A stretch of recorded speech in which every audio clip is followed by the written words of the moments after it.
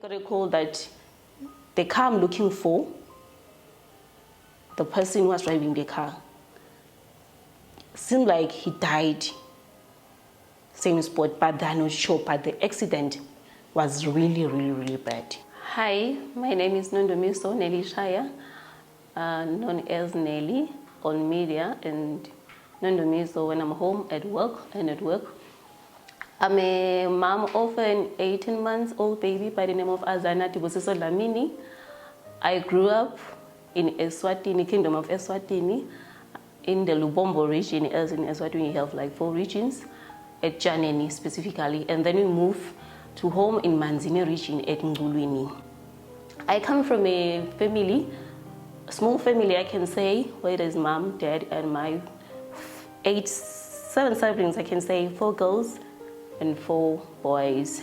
I am a pharmacy technician by profession. I went to Southern Africa Nazarene University, where I did my diploma in pharmacy. My primary level, I did it at Janeni Central Primary School, which is in the Lubombo region, and my high school at Mukuzoni High School, which is in the Manzini region. After graduation, I then got a job. I started working first at my Tata Pharmacy, which is one of the small retail pharmacy, and then I went to work at AIDS Healthcare Foundation at Matapa.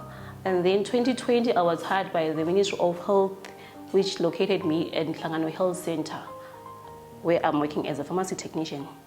I have one baby, a baby girl. She's 19 months this month. Yeah, she's 19 months. Azana, as I said first, Azana Tibusiso Lamini. Unfortunately, her father passed away. Lucky, he's the late one, Lucky Lamini, known as Machaha, that side. We met at school, actually, high school at Mukuzani High School. We were both prefects. I was his high school crush, and I didn't know. Up until he told me when we were a couple. We started dating on 6 December 2017, when he was done with school, and I was doing my final year. I was doing my final year, first semester of my final year, and we met we met there, and then we dated. Like, it was just one of the best relationships I have ever had, because I was from a bad relationship previously, and then this one was like, it was heaven. Everything was okay. He was so loving, he was so caring. When you don't force anything, actually.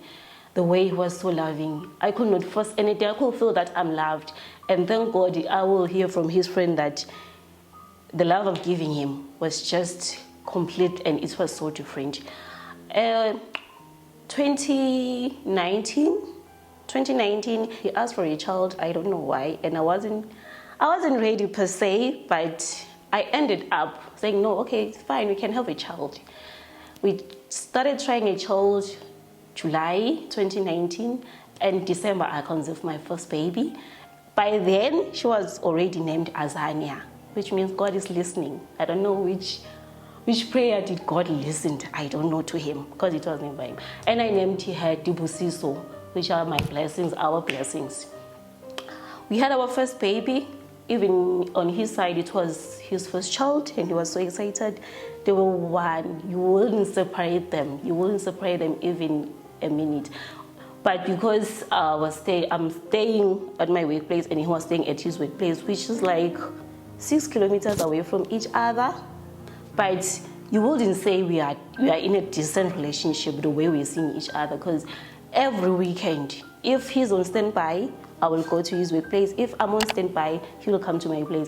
And our parental homes were not far from each other, like 30 minutes away. Yeah, I can say 30 minutes away because it's gravel.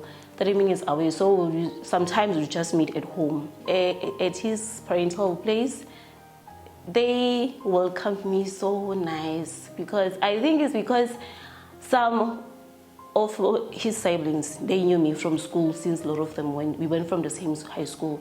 And even at my parental home place, my mom loved him. My mom loved him. Even my dad loved him, but dads, they turned out to be so protective to their daughters. So at the first month, 26 September 2020, I gave birth to Azania. My pregnancy, it was one of the beautiful. I heard a lot of stories that people, especially when they're not married, they tend to break during the pregnancy period. But my pregnancy, like, God listened to it, Azania. When I heard my first semester was okay, we were both close, like, he was so close. He will want me next to him. He'll come to my workplace and announce everything. My second trimester wasn't that much good because I was falling sick now and then. Sometimes I would be admitted in the hospital, and there's this point in time where I couldn't even, my left side wasn't functioning. He had to take some days off at work to come and pamper me. He was bathing me. Remember, I'm his girlfriend. He was bathing me, feeding me because I wasn't able to do anything. And my mom, I remember when my mom called him, telling him that, you know what, Mkwenyane, let me just come that side so that I'll take care of him, take care of her. And he said, no, Mama, I'll handle this. This is my woman. You have to see that when I take her, I'll be able to take care of her. Wow. I couldn't believe that. But yeah, she came at my workplace to take care of me. And our third trimester, okay, actually the whole pregnancy, he was always close to me. And I thank God that there was not even a point in time where I would feel like I don't want him. Even him, he will want me, like, always. We'll go home, like I mentioned, go to our parental home place, the different like 30 minutes. But I will go ekhaya naye, we'll go ekhaya kubo, but he will call mom and say, I'm asking Lasha, I have to go back. And my mom is just like, you guys just go, because it's not you, it's the pregnancy. So they bonded like since before birth with Azania. So my pregnancy was so wonderful, and I thank God for that. There were no that much challenges. He was always supportive, everything I wanted. He was always there. He was always there. I remember when it was my labor pains, when I started labor pains, because I gave birth at my workplace since I'm working in a hospital. He was on standby, bad luck. But he sent his sister, she will come and be with me, and I delivered very safe. And the following day, he picked us, said, Kaya. So he was there. 7 days, because Azana had to go to the hospital for 7 days. He was there. He's the one who took Azana to the hospital, and I was still, going to the hospital. And I'm from labor, stitches and all the like. I was not able to walk, but he was there for me. Did everything that the doctor said he must do. So he was a good dad.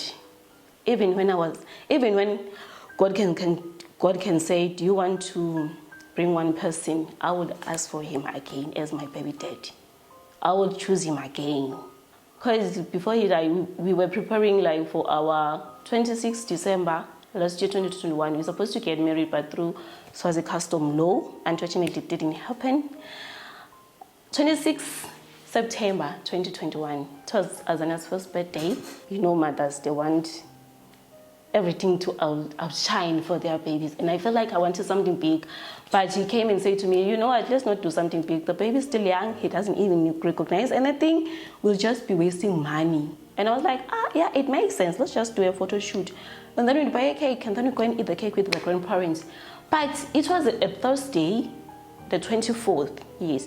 And then on the 25th, he changed like in the morning. I was like, you know what, I want something big now for Azan. And I was like, but you said you want something small, and it makes sense now. I said, no, I want something big. He started sending texts on the WhatsApp group on his family side, the Lamini family, because he is asking everyone to come to his child's first birthday, and everyone was excited. And yeah, it was a big party. It was a big party because he's from the chiefdom, Umpagati. He's the son of the late chief. So it was like one of the big parties Azania had. It was the 26th September. And after the birthday of Azania, we went to his workplace because I took a leave at my workplace to just spend the week celebrating our baby's birthday. We stayed there for like a week, and then I moved back on my workplace, which is like the 6-hour drive, which was the first week after Azana's birthday. The second week after Azana's birthday, I remember on Monday, I started having bad dreams. Me being shooted. Why am I shooted? They want Lucky, but it's all in the dream. They want him. His house, Ekaya, it was drowning, all in the dream. I was dreaming I'm in a funeral, but on the setup, it was like it's my mom's funeral. And I would even tell mom, you know what, mom, I dreamed you in a funeral. My mom said, they say this thing when you dream somebody in a funeral, it means we are mlula. We are mlula. So don't stress. And I have a granny who prays. I used to call granny, I have bad dreams. My granny used to tell me that your dreams usually come true. So I'm scared about this one. I told him, you know what, I'm busy dreaming you these days. You are being shooted and people are harassing me. They want you and me. I'm busy hiding you. So I don't know. 7th, which was a Thursday, I remember, usually we used to video call like during 9:30. We'll video call and talk with us, he play with us through the video call and all the like. He called us, and then around 11:30, we were asleep. He called on the video call. I cannot have video call. I was like, oh, he's calling me. Like, you are not sleeping, why? You know, like, I'm busy with this project at work, and I just want to see you guys. Just put the phone in a place where I can see you, and you can continue sleeping. I was like, oh, that's strange. First time. Anyways, it's fine. You can watch us. I put my phone there, and he watched us. I fell asleep. Like, I don't know when, but when I woke up, that video call lasted like 51 minutes, and I was like, this person was busy watching us like for 51 minutes, and me and us were just sleeping. And when I woke up in the morning, he was lost in like 3 minutes to 6 in the morning. I was like, oh, okay. And then around in the morning, I used to take pictures every day when I go to work, and then I will send him the pictures like, hey, just look at your girlfriend today is wearing white, look at your girlfriend, and give me those compliments before I will post any of the pics on WhatsApp, status, or Facebook. But that day, something told me that I shouldn't just send the pictures. I didn't. I only sent the picture on Facebook. And I was like, and I saw him not commenting or liking my pics, yet he was always the first one to like my pictures, even comment. I was like, oh, today, his last scene is like 3 minutes to 6. I wonder where he is. And I was like, let me just, maybe he's asleep because he was from a standby, or maybe he's busy, he'll come back to me. Around 9:30, it was around 9:32, I called him and he picked up. I was like, hey baby, where are you? And he told me, oh, I'm at work. And the sound, because he was working in a sugar company, the sound I could hear that she's still at work. I'm at work, I'm just clocking off from my standby. And I was like, you seem like you're in a hurry. And I was like, yeah, I'm in a hurry, but I was like, okay, anyways, I'm just letting you know that I'm going for a meeting, for in case you need me, just text me. I won't be able to pick up the phone. He's all like, okay. 10:30, I got a call from his workplace. I was like, he used to call me with a number from his workplace. So I was like, maybe it's him. I was like, hello, and you're like, different person. Hey, are you Nelly? Mawa Azan? I was like, yeah, I am Nelly. So I said, oh, okay, we're looking for Lucky. I was like, but you're calling me with a number from his work, yet he's that side. I was like, and they were like, no, he's not here, and we need him to sign some documents because he was busy on a project, and I was away for that project. So it made sense. But okay, yeah, because you told me he'll be busy with those things, people at work coming to service the machines and all the like. I'm like, I just called him an hour ago, but let me come back to you. And the guy said his number is unavailable, but can you try? Maybe it's network. I was like, okay, but I'll ask even his friends, because usually he goes and visits one of his friends, or maybe I will call Ekai. I don't know, after that call, I was shaking. I don't know why, because nothing bad, the guy said. And I started tossing up and down at work. I started calling his best friend. He had a small circle, not much. I started calling his best friend. I was like, hey, Mozi, I'm looking for your friend. He was like, I last talked to him yesterday and today we didn't say anything. I was like, yeah, because even on his WhatsApp, his last thing is 0557. But okay, it's fine. I was like, anyways, they are looking for him. Can you please try and trace him Can you please try and trace him? Because they're looking for him at work. And then I got a call from his boss, the senior engineer, because he was a junior engineer, from the senior engineer, and asked me when last did I see him. I was like, okay, I last saw him the last time I was at Mashile, which is a week ago, but speaking to him just an hour ago. I was like, okay, we need him here. I was like, yeah, I got a call from another guy, and he said the same, but I'm still trying. And the senior engineer said, okay, can you please give us a number from anyone, his family members? I was like, but do we have to reach there? Because if it's something bad that happened at work, maybe he did something, I think you shouldn't tell his mother. Maybe you can tell his little sister. And he was like, okay, fine, you can give me his little sister's number. And I gave him. And then I called his little sister, the aunt of my baby. I was like, Auntie, they are looking for, when last did you saw maybe or call or talk to him? She was like, I just got a call from Mhlume. They're asking me the same thing. And I told them that they should ask you because you guys are always together. When she's not at work, she's with you. So, I don't know. I was like, okay. I don't know. A small voice whispered to me. It said accident. I don't know why. I recalled on 2020 when I was pregnant, and he got an accident again, but it's in Mhlume. When I was a month before my delivery, he got an accident, and he was offline almost the whole day, just like the time on his last accident. So I recall that this person even last time, when he got an accident, he went offline, but he came back at 1 a.m. in the morning and told me what he was from an accident. Because I was heavily pregnant, he couldn't share the news at that time because maybe something bad would have happened. Like an accident. I then thought of death, but the accident just clicked my mind. I called the aunt of my child who's staying with Azzy. I don't like saying nanny, but yeah. And I said, can you just pack my things? I think he got an accident. I was like, why do you say so? I said, I don't know, but I just feel like something bad happened. But anyway, let me try and search again. I called one of the ladies who was renting on his seven squatter, and I called her and asked to go and look for us in the big house. And she said, I saw he was driving Simunye route, which is going to Manzini. I was like, where did he say it was going to? And I was like, he didn't mention anything. He just said, I'm coming back, but he seemed to be in a hurry. I was like, okay. And I started panicking, I can't lie. I asked the lady to trace for me, maybe someone she knows, any driver conductors, to just look up along the road if any accident happened.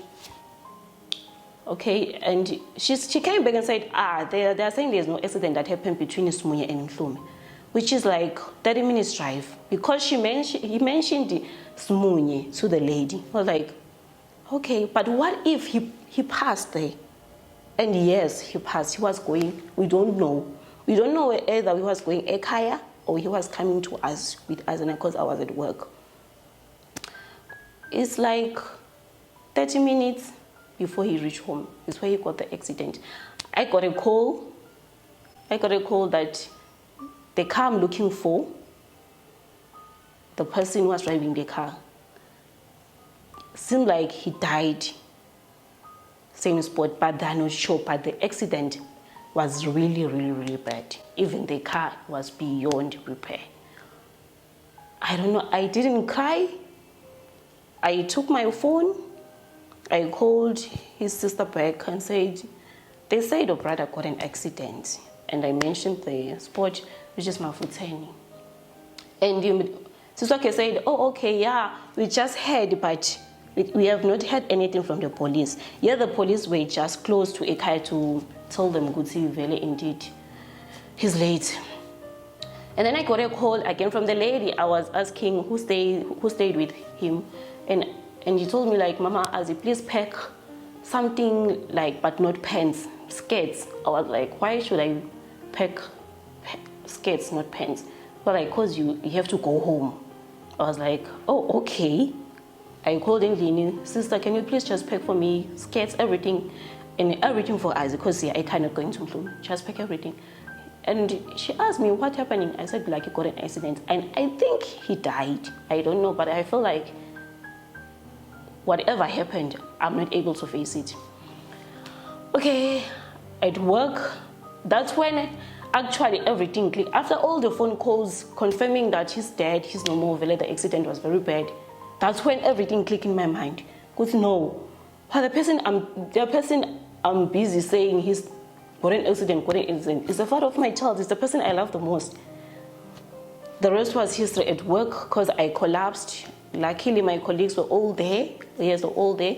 They were able to help me, and they drove me endlini. And thank God, one of his brothers stay around where I'm working. They called him and tell him that his brother is late, and he only had through us. His brother is late, and they have to take me Ekhaya. And I went straight to his parental home. When I reached there, everyone was crying, and when I entered the house, the more they cried. I was like, yeah, it's really bad. This person is not like he's in the hospital, he's dead, because it's Etumpagati. The mothers are already sitting according to their youngest, I can put it like that, oldest youngest. I was like, okay. And then they started crying, telling me they are sorry for Azi. I was like really, he's gone. No more, nothing, no bye, nothing. Okay, I stayed there. Okay, they took me that day late and took me Ekhaya because of religion. They took me Ekhaya. So they took me to my parental home place, and then I found everyone in the sitting room crying, my mom crying, my uncle, my aunties crying. I was like, oh yeah, it's really, really, really the truth. Because sometimes for a second I thought like, these people, maybe it's just a dream. And then reality sometimes it just strike me, okay. And then the Lamini family asked me to go back Ekhaya, to just stay in his house, because I felt like when I'm inside his house, I felt like he's still within me. So because of the relationship my late baby dad had with my parents, they agreed on everything just to make me feel better. Even my dad agreed on that.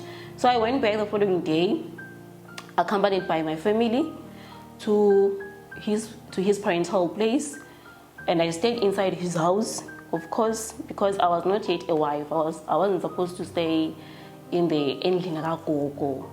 Yes, call it Endlingakoko in Siswati. So I stayed in his house, so everyone coming to pay his last respects or mourning for him will just come in his house. So I was there the entire time, but with my friend, my close friend, and my sisters, they were with me, and the aunties, the sisters of him were always with me.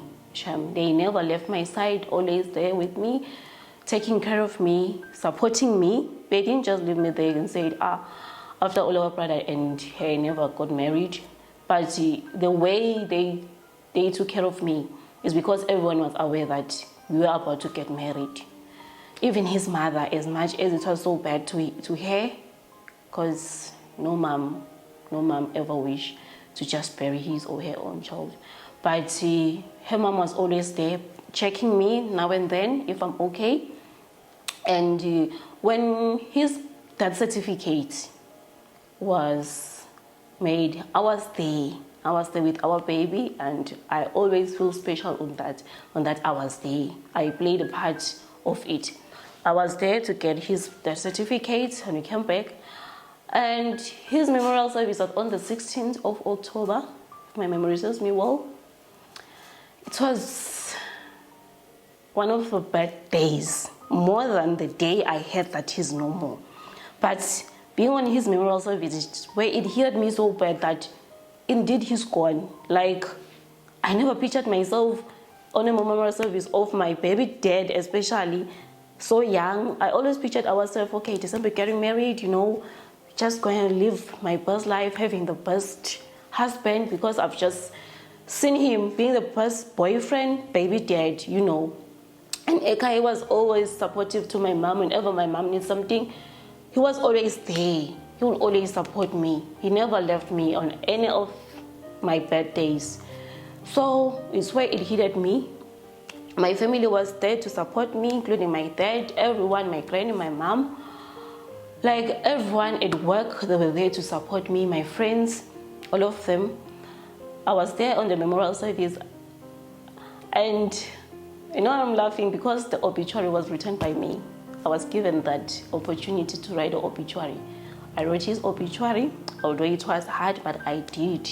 And I thank the Lamini family that they allowed me to do that. Despite that, I wasn't the wife, but they gave me that respect because they knew our relationship.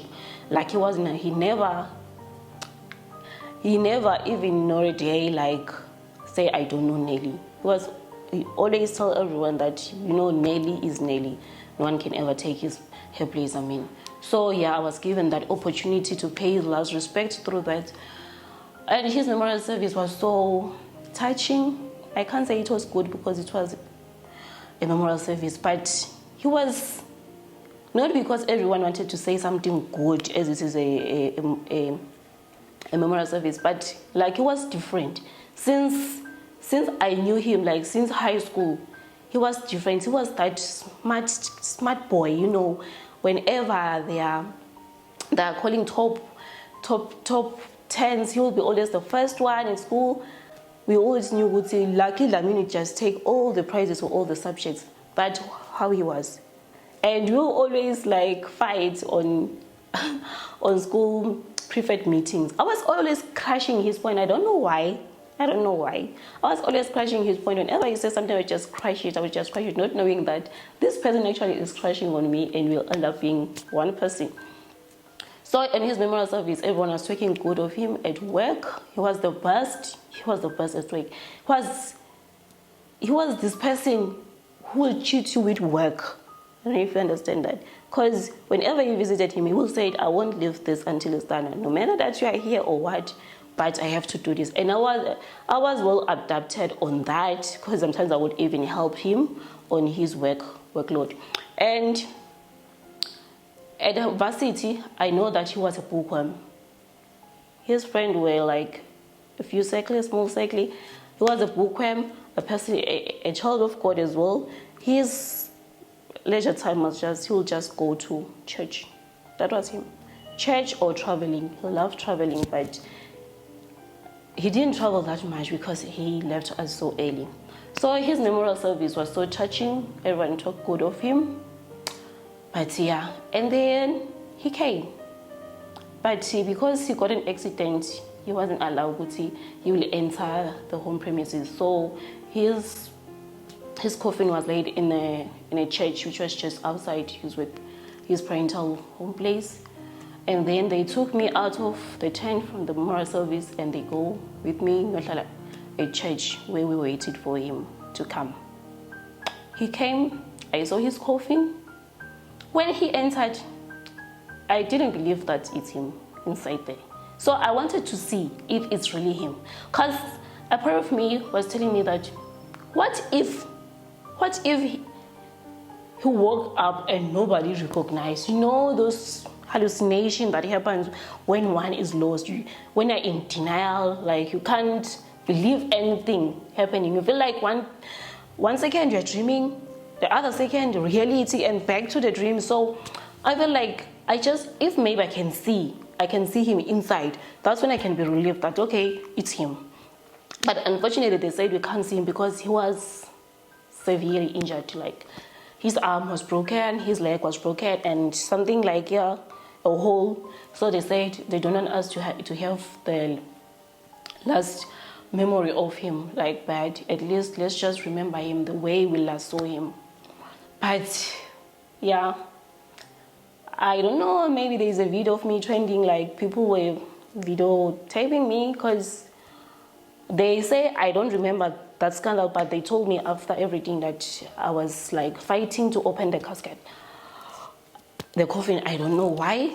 They said I was fighting to open it, and up until I collapsed because my BP spiked up so high. BP spiked up like it was, when we reached the hospital, they say it's 240 something, if I remember when they told me. Like, it was so bad, and I was having hallucinations on the way to the hospital. My sister was there. She was always by my side crying, because she's a crybaby. And uncle of Azi, the firstborn on Lucky's side, he's the one who took me to the hospital. So it's my scone, I can put it like that. He took me to the hospital, and they really helped me. They gave me some drugs to calm me down. And then they brought me back. Ekaya, everyone was down, and I was dragged because I slept the entire night. And when I woke up, the last time I remembered myself was when I was going to the church. But I woke up inside the house, and I was like, what happened? And then they narrated me everything. In the morning, I was woken up by my sister that now it's time for Lucky to be buried. And we went to church, and then they allowed me to say my last words. I did, and it was painful. And I didn't cry, but I think it's because I was tired. Like, I was so tired. But I said everything, like making sure that I say like he will be missed, and I will make sure I take care of his baby, one and only baby. I will just follow my footsteps, okay, as much as I don't have the powers that he has, because we are so different. Pharmacy technician, engineer, that's way, way, way different. But yeah, he was laid down. We went to Agubo, and he was laid there. I saw him going down, and I was like, like the person, we're all lovey-doveys. Person who was hiding me, and no stress, no mjolo stress, no what, everything, like just seeing yourself. And a lot of my friends used to call us Connie and Sean, so it was just like that. It's like, okay, I'm just watching him going down. I paid my last respect, and I went back in Lineake. But I didn't sleep there that day. My father wanted to be with me, so I allowed my father to take me to Ekaya, where I stayed there for like a month, because at work they gave me some days off. I went back. So his family was still on my side, and they're still on my side, by the way. Was still on my side, checking up on me. And they called me at his workplace, telling me that, okay, Asana will be taken care of. Though it's not that much, because he started working. Apparently, it was his first year hired permanently. So they told me that, okay, they will try and take care of a few things, although it won't be much. And we had to go back at work, because I wasn't his wife to be given like 3 months mourning, so grieving. I went back at work. It was really bad. Sometimes I would cry in front of patients, because I'm working with patients. I would run to the bathroom and pick up myself. Sometimes my BP would be so high, early, go endlini, cry myself. It wasn't easy. And I met a few people with the same situation as mine, people who passed through the same situation, telling me, Shem would say, okay, it will be easy. It won't be easy, but I will just walk through the path with the wound, but I will learn from it. So like a lot of people were supporting me, work was supporting me, my friends, and people I don't know. Because I started TikTok like 2019, but I wasn't that much active. I was just that silent person, just looking some pictures. But when Lucky died, it's when I started like passing my pain. I felt like when I'm I'm showing my pain is the way I felt kind, because every time when I recorded something, maybe his pictures, because I started posting his pictures, making videos of his pictures. When I started like posting him with those emotional songs, after that I will feel like I'm better. I don't know why, but I felt better every time after posting his pictures. And some of the people DMing me, inboxing me, like telling me that gonna be okay.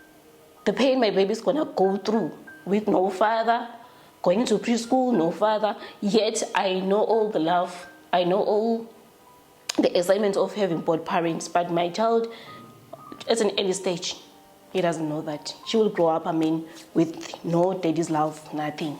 So I used to cry kakhulu on that part, because my baby. Yes, me, I've been ripped off. The love of my life is gone. A part of me is gone. I will feel that. But whenever I look at my child, the pain was like doubled. The pain I could feel like my child is feeling the pain, because daddy is no more. He hates his child because they were so close. He would even change a diaper.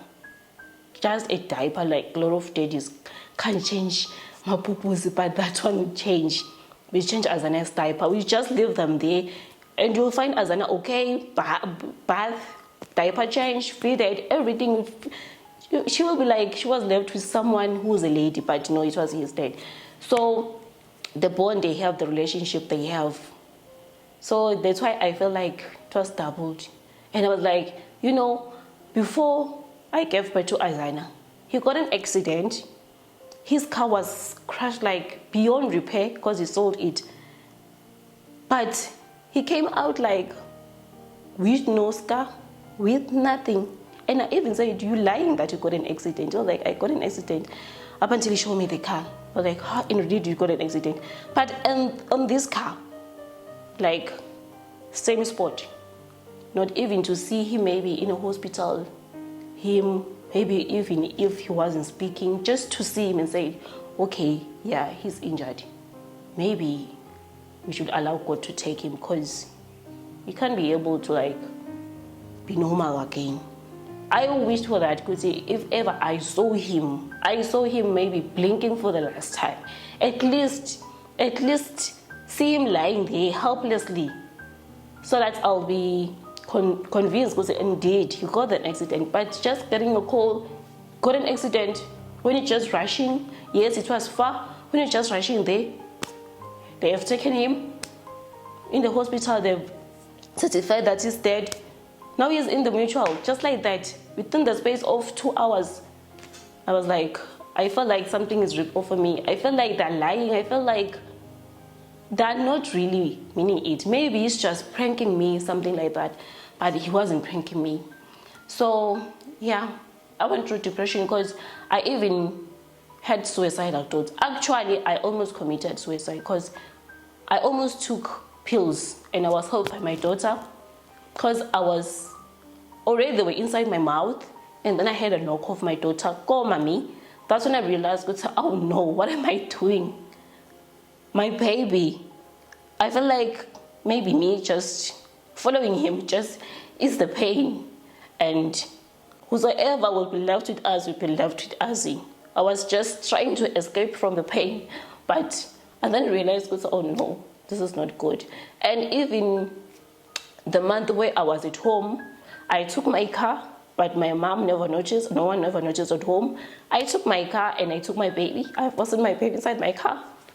I was like, if ever I reach a truck, because he was crashed by a truck, full of cement. I was like, if ever I reach a truck, I will just drive. I will just drive with the full speed, so that I will die with my baby instantly. I did. I once took my car, I drove a 30 minutes drive. But God never brought a truck. God being God, when God said no, nobody can say yes, of course. God said no, it's not your time. You can't die. No truck came. I was like, if I hit a car, I won't die. Maybe my baby will die and the pain will be doubled. So I want something that will kill me. Whatsoever will happen, the rest, I don't care. But it never happened. Even when I started taking When I tried killing myself, taking the pills, I never succeeded because my baby was there to rescue me. And yes, my baby rescued me as young as she is, because if she didn't came and knocked, I don't know, that will be history of me. She came and I took them and I flushed them. My nanny never knew about this because I tried that. Few friends really helped me, and I'm sorry to those that they feel like I've isolated them. It was just bad timing. But I'm okay, my family really helped me. They're always supportive, and whenever I feel like crying, they're just a phone away call. I just call and then I just pass to them. So yeah, but out of all, it's really good. You can do it. I did it. I've been through the most. I cried, I grieved, I mourned. It's okay to feel the way you're doing it. Hi, my name is Nondumiso Nelly Shaya from the Kingdom of Eswatini. I've been through the most.